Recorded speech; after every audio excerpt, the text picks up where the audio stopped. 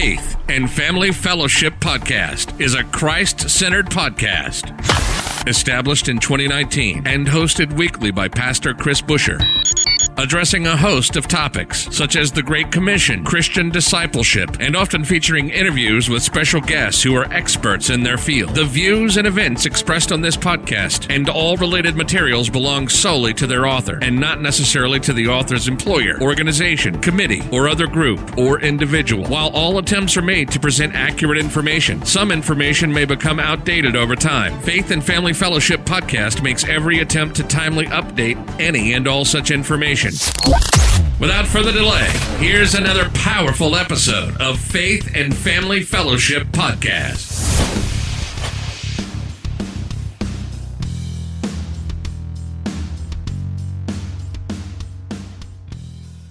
Hey guys, welcome back to another episode of Faith and Family Fellowship. Once again, co-host Dallas Monticue here, and today we have an amazing guest, Tia. She recently wrote a children's book called The Journey of Princess Tia. And we're going to get into that here shortly. But first, I want to talk about faith like a child through the life of David. What God is calling us to do in our life. We all have a purpose. I believe that 100%, that we all have a purpose for life. Whatever we're called to, whatever area of expertise we're called into, we have gifts to be used by God to reach other people for Him, to glorify Him, to walk through this life. And what it means to have faith like a child. I want to talk about that. And I'm not talking about a childlike faith that is childish. I'm not saying that at all. I'm not talking about an immature, underdeveloped faith that believes whatever they're told. No, I'm speaking about an unwavering faith, a faith that says, my God is bigger than your God. A type of faith that says there's nothing that my God cannot do in my life. A type of faith that gets us through anything, no matter how big the struggle is, no matter how big the problem is. We need to take a place in our life where we stand and believe that our God is bigger than anything else, any other storm out there. My God is bigger. Our Father is the King. My Father created heaven and earth. Who is like my God? He's incomparable. We are royalty children. We have a status of royalty because our Father is the King. Revelations 3:11 says, hold fast that no one may seize your crown. Your crown. Hold fast that no one may seize your crown that belongs to you. It's been set aside for your head. It only fits you. No one can take that crown away from you. And I want to encourage you today to live with the faith that that crown already belongs to us. It's in our name. And if we look at this childlike faith, the faith like a child through David, is whenever David and Goliath was happening, David had no chance against Goliath. There was no way he would defeat a man of war like that who started from a child preparing for war. There was no way. All the odds were against David. David had a faith that said, Goliath, you come at me with a sword and a spear, but I come at you with the God of angel armies, who you've defiled. You've defiled the name of God, and He's here to destroy you. The best part about this story is David knew what other people didn't know, was that the battle belonged to God. This is what I believe David was thinking about Goliath, was, Goliath, you didn't pick a battle with the army of Israel. No, you didn't pick a battle with me. You picked a battle with God, and you're going to lose because my God is bigger. That's the type of faith like a child I'm talking about today, is just believing, my dad is awesome. My dad can do this. He's going to get me through it. If it's not good, he's not done. So I just wanted to encourage you guys today, give that to you. I love you guys. Enjoy this podcast. You're listening to the Faith and Family Fellowship Podcast. We'll be right back after this quick word from our sponsors.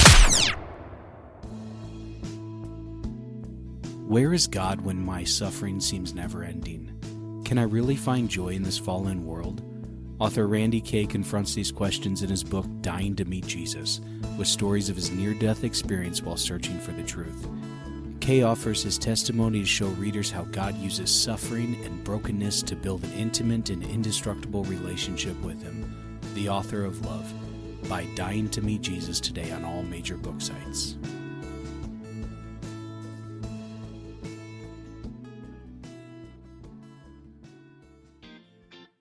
Are you looking for a podcast that discusses the Christian perspective through topics such as relationships, business, careers, and family life with a core biblical incorporation? Eddie Johnson, host of the Yo-Yo Podcast, has developed a podcast that glorifies God through his down-to-earth approach at Christian life. Join him today at Yo-Yo the Podcast, available on all mainstreaming platforms.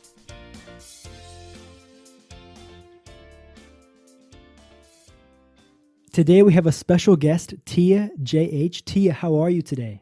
I'm great, thank you. It's great to have you here in the studio today. We chatted a little bit before the podcast, and I'm really excited about what you're going to share today. Thank you for having me. And you're in Hawaii right now, the amazing God's country. It's so amazing that you're there. How's the weather there today? It's great. That's so Too good. bad we have to be quarantining inside. Mhm. But yeah, it's lovely, can't complain. Does it stop you from going to the beach, or are you still going? You know, because I'm a local by heart, I know some hidden, places here, but majority of the places are pretty much closed off. So yeah, trying to just abide by the rules. Yeah. Do what they say. It's better. Yeah. Well, it's great to have you, like I said. And if you could take the first 5 to 10 minutes and just share your Christian story with us, how you met Jesus and why you're still a Christian today. Okay, that's a good question. So I come from a really hardcore Buddhist and a Catholic family. So it's interesting that I became a Christian at such an early age. And how that came about was through a friend. It was a neighborhood friend that invited me to a church camp. It was just lots of, praise and worship. And I really liked that because I've always loved music. Mm. And so that's how I started attending church. But when you ask how and when I met Jesus, I guess I can really say that although my majority of my life I consider to be a Christian, I think what really caused me to meet Jesus and when I really did meet Jesus was during a very unimaginable phase of my life during marriage. Mm. And that was the time that I can honestly say that's when I really met him. Mm-hmm. And whenever you were at that church camp as a child, how old were you? I must have been about, I would say, 6 or 7. Mm. And so growing up in that Catholic, Yeah. Buddhist type home and then going to that church camp, it was a Christian church camp, right? Mm-hmm. And so going to that, I'm sure that was really different for you. Did you have any other Christian influence other than that? Was that like the first experience? That was pretty much the first experience because my family was, like I said, a very hardcore Buddhist, and the other side of the family was Catholic. Wow. I didn't really have much Christian upbringing, but because my love for music is what drew me to the church. Because, as we know, church is always, filled with worship services, and that really sparked an interest in me. Mm-hmm. And plus, at a young age, you don't really know much about religion, or you don't know how to identify, what is true religion or not. It was more so I was going just to have fun. And I'm sure it's a huge story from that moment until then being a Christian and now, talking about your faith on a podcast, and I'm sure other ways that you do it. How did your family react to that change in your life? Actually, my mother became a Christian. Wow, that's awesome. Out of the whole family, and through my mother, pretty much the whole entire family got saved, except for my uncles and one of the aunts. But like my father became a Christian through her. Actually, I had 2 fathers growing up, and that's another story. But my stepfather had became a pastor through my mom's prayers, and that was an amazing, time of my life, especially him being one of the youngest, out of the whole entire Japanese syndicate mafia family.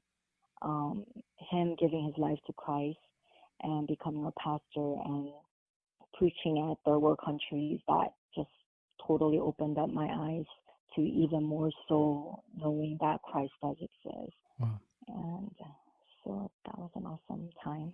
And today you're an artist, you sing some gospel music and jazz music, and you wrote a children's book, The Journey of Princess Tia, and that's why we're here today, is to talk about those things. Yes. So Tia, what inspired this book? The Journey of Princess Tia, kind of like the backstory behind that, kind of what it is for our listeners. I lived a very quite interesting, extraordinary life, but when I got married, it was really the downfall of my whole entire life. It's an unimaginable time of my life that I got to face, the utmost happiness at the same time, just tragedy to every possible feelings you can think of. And through that journey, I learned a lot. And of course, I met Christ, which is the most important thing. I was working with people with disability for close to 3 years, and I was coaching and counseling students at an elementary school. And through that, it really inspired me to write this book. So this story is kind of about you, but it's kind of like in a children's form. Yes, it is. I don't know if I could write a story about my life like that, but it sounds really interesting. Yeah. And you've released the book. Mm-hmm. It's on Amazon. I'm going to put the link down there at the bottom for the listeners to click on if they want. What else about the book? Well, the book is really interesting because, of course, it is snippets of my life, but it transitions to giving children hope and just preparing them for, what lies ahead. The real life is not so fairy tale like what people believe in to be when you're young. As a young child, you just only see the goodness of the world, but once you grow up and you start hitting all these hardships in your life, you begin to realize, man, you see a lot of people say things like, I wish I could go back to young days. Mm-hmm. But in the end of the book, if you've read it, it introduces God in a very subtle form that a children could understand. And I would say that that's the key point of the whole entire book. It's like that message to the children. And how might this book be different than other children's books out there that children can pick up and read, or the parents could read to them? Well, it also rhymes, so it makes it fun. It's in a rhyming form, kind of like poetry also, in a story. So it's all like 3 in 1. And it's interesting that way because I've had some kids ask me if I can sing it to them. I haven't really came up with a melody for it yet, but yeah. That's kind of how it started. Why you created it as the rhythm or the rhyming thing is because of the music. Yes. That's really cool. And when did you find out that you like to sing? I was very young. When I was young, my family was very wealthy, and we were probably the only homes that carried a karaoke machine. Like the very first one that ever came out was like humongous, and that was right in the middle of our living room. And I just always loved playing with it. Out of all the toys that I've had, that was my favorite toy. And just singing and making up my own song, dancing around the house, that just really inspired me to sing. And plus, I grew up, my whole entire family is musically talented, especially my mother. She was an enka singer. What enka singer is like a Japanese traditional music. And I've always, heard her sing while she's in the kitchen or just doing things around the house. So yeah, music has always been like a part of me. And growing up with those different descendants from Japan, and do you speak any other languages other than English? Yes, I speak Korean, and up till a certain age, I spoke fluent Mandarin and Japanese, but now Japanese had faded, so I have a better hearing than speaking. I understand a little more than I speak, but yeah, if someone were to ask me, I would say Korean and English is what I'm confident at. And English, I still have little. That's good. That's good. That's about all I speak is English. And have you got to visit some of those places that your descendants were from? Yeah, Japan. We also had another home in Japan. Also, some of my cousin and lots of uncles live out there. As far as China, I lived in Taiwan. I went to preschool in Taiwan, and that's how I learned how to speak Mandarin, and I spoke it almost like perfectly up to a certain age. And then I came out to Hawaii and went to school all throughout my, up till a little bit of college. And so I picked up Pidgin, and Pidgin is like broken English. And that's what like a lot of native Hawaiians speak, or locals, speak. And so it's just a mixture of everything that came about. Even till today, I'm not even sure what I speak, with kind of the 100% confidence. Yeah, it's like, put it out, like it's just mixed up. So I know I have an accent also, and I don't know quite what kind of accent this is. Some people say it's Korean, some people say it's Hawaiian. I guess it all depends on how people hear it. Yeah, so, yeah. I would say it's more Hawaiian for me. I that's what I was thinking too. Yeah.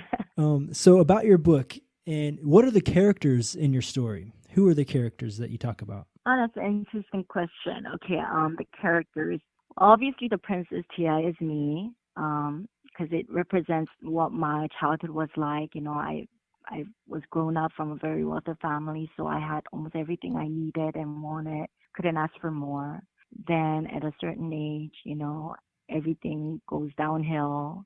And especially when I get married, I thought my marriage was nearly like perfect, that I met my soulmate and things of that nature, but it doesn't go the way I had planned or I thought it was going to be. So, and a lot of the issues came about through the in-laws. So the lady and the witch in the story kind of becomes my mother and sister-in-law, which is kind of horrible to say like that, but in the end, it just teaches me a great lesson, so it's not so horrible. And the little white mice is God. And the friends in the story are my childhood friends or so-called best friends that I thought were my real best friends. And at the very end of the story, there's a little dog, and that represents my dog now. And when did you release this book? I think I asked that earlier, but I don't remember the answer. Yeah, sure. That was such a blessing. I just kind of pitched it and just waited to see who might be interested in putting it up. It was Thanksgiving morning. I got the news that it was up on Barnes and Noble online, and then shortly after on Amazon. And in your story, you talk about finding the light. What are you referring to for that specifically? In my opinion, that would be the bliss, like heaven, finding God. And in the future, do you have any more projects? Are you going to write another book or maybe some music stuff? What do you have planned for the future? Yes, I've got more music and books coming up. I'm working on them. It's been a very slow process, but I will surely get there. And then there's a big surprise coming, and that I would save it for later for all the audience. And more about your music. So kind of talk to us about your music life, how that kind of evolved, how you use it today. Well, in my younger years, I was really into hip hop and pop. Jazz I've always liked, but I didn't have much knowledge about it. I was also in a 4-part harmony girl group, and we had like wonderful team of people, molding us and backing us up and during that era. But when that just, didn't work out, I realized, it wasn't really what God wanted me to do. So I just prayed on that to give me a wisdom to serving God. Because at the end of the day, yes, I love music, I love literature, I love all these, creative things, but I just want to please God. I want to do what makes him happy. And so I'm still continuing to pray on where he wants to lead me with all this. So transitioning into like a secular music to becoming like a Christian artist, it's such a blessing, and I wouldn't have it any other way. So moving forward from this point on, I hope and wish to be releasing more good, Christian music for people to hear, and really looking forward to that. And are you playing with a church right now, or are you just kind of on your own private stuff? Yeah, I'm a worship leader at my local church, but because of what's happening right now, the crisis in the world, the churches are all shut down. And a lot of people are doing like just Zoom calls and things like that, right? So I'm still singing at home, still trying to make music at home, even if it's just by myself, or I try to network with other Christian artists, try to make videos on our own free time. But yeah, I mean, wherever there is, your heart to wanting to serve the Lord, I think anywhere or everywhere is possible. It doesn't really matter, if you're in the church or in your home, as long as you continue to have that heart wanting to, do God's will, I think that he will use you in whichever category he would like to. So I know I was blessed with a voice, so that's where I'm aiming for music. Do you play any instruments too, or just sing? I play the piano by ear, and this is kind of embarrassing to say. I've been telling myself, learn so you can read, because it's kind of like fooling people. People, hear me, play and sing, and they think, wow, she can really play the piano, but I really can't read music. So everything. Just kind of like that front thing. Yeah, everything I hear by ear, I'm able to play it. So I'm fooling people a lot, but I wish I could, just really master that. I think you're still ahead of a lot of us, even though you can play by ear. Yeah, it's a gift for sure. That's really cool. Yeah. Well, is there anything else you would like to communicate to the listeners today? Just don't give up on your dreams. And, my mom's always told me, you have this huge dream as a young child, but as you get older, the dreams get smaller and smaller.